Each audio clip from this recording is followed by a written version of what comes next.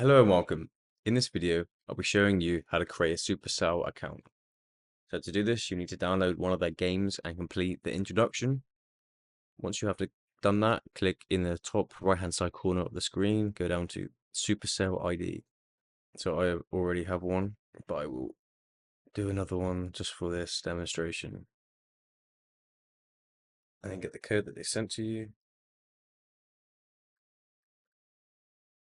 Put in a username.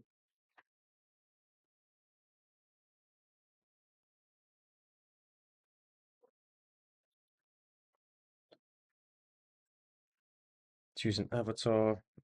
Activate my card. This is how you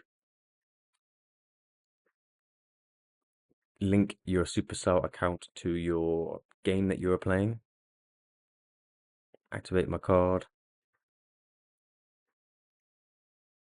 And there we go. That is how you link your two accounts. I hope this video helped. Speak to you soon.